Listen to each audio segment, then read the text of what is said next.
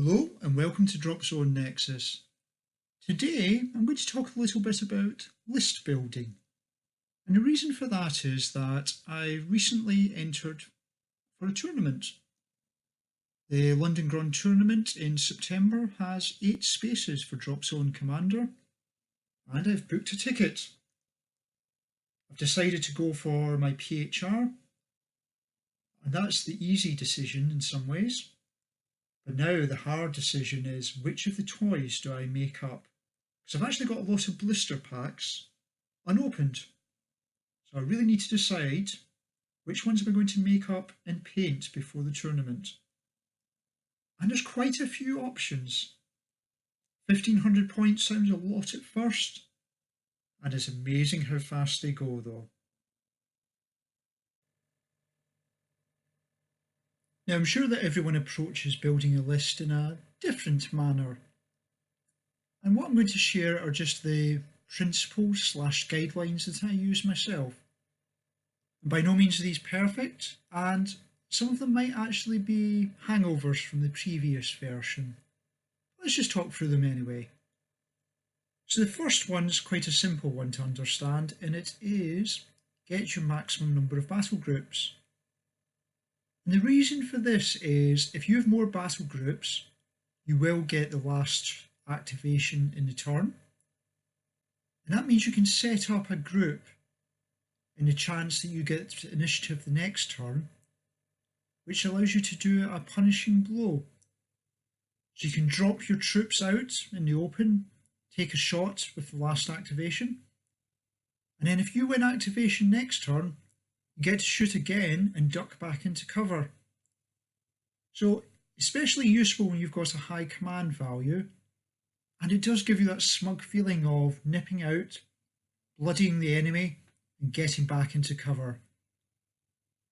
So that's the first guideline, is always try and get the maximum number of battle groups. But it does mean that you will have to go for some small, low-cost padder units, as I would call them. The second principle is have at least one battle group that is your heavy, has a lot of your firepower. And this is because quite often it's a crucial time you want to deliver as much firepower as possible rather than doing a few shots, letting the enemy get a few shots, and you doing a few. Instead, you want to deliver a lot of damage.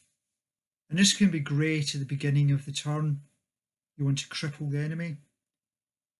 So good examples of these battle groups are, for instance, PHR with lots of Odin walkers or Hades. You want something that is going to deliver the damage. You're not going to be able to do this with all your battle groups, so you're going to end up with one heavy battle group, typically your armoured units, I find, and you're going to have quite a few little padder battle groups used to bide your time. And the third principle is mix up your army. Have some combined arms units. You find that there's 3 core capabilities you need in your army, otherwise you're going to really struggle to win. Most missions have objectives in buildings, so you're going to need infantry. Very rarely do I have less than 4 squads of infantry at 1500 points, because you're going to need to search a few buildings to find them and win the CQB. Second one is you do need some normal ground units to dominate the ground. Some missions like Crucible will have objectives out in the open. You just have to stand there and take the fire. So heavily armoured tanks really help with this. And the third core capability is anti-air. Really need some anti-air units, otherwise the enemy is going to be able to move around with impunity in air, dropping his troops wherever he wants. And also if he's got gunships and fast movers, you're just going to have to absorb that pain if you don't have anti-air. So even a few units can make them be a bit more cautious there. And these are the 3 core capabilities. There's a few other types of units that help complement these, like flamers, help your infantry. Artillery helps complement winning the ground battle, destroying units in the open. But they're not so essential. The three core ones are infantry, heavy armour, and anti-air. For each of the armies, there's a lot more detailed little tricks and guides to use.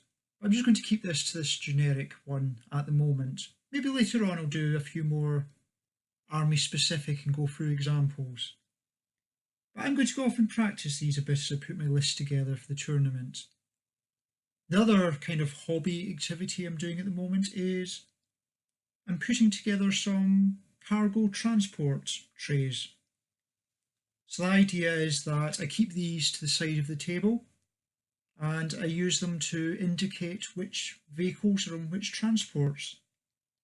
So the first one I prototyped is my Poseidon cargo tray. This has got 6 little circular insets, and I've put my PHR walkers on tiddlywink bases essentially. Nice and cheap to mount them on that. Stops them falling over all the time. But when they're on the Poseidon, I just put them in that little tray, and it just makes it a bit easier to track what's going on. I don't think there's a few other things I could do just to help with the game, kind of little conveniences. But anyway, enough rambling. Thanks for listening this far, and as always, if there's any comments or anything you want to get my view on or questions, let me know, and I'll speak to you later.